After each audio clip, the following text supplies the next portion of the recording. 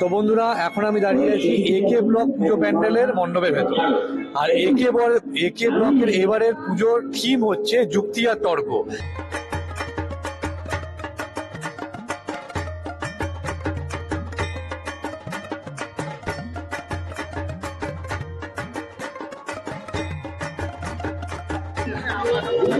তো পুরো প্যান্ডেলটা চলচ্চিত্র জগতের একটা খুব নাম করা ডাইরেক্টর ঋত্বিক ঘটককে উৎসর্গ করা হয়েছে এবারে একে ব্লকের পুজো।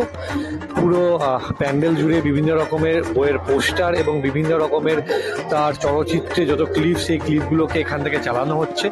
গোটা প্যান্ডেল জুড়ে ঋত্বিক ঘটকের পুরো জীবনই আপনি খুঁজে পাবেন এই প্যান্ডেলটার মধ্যে।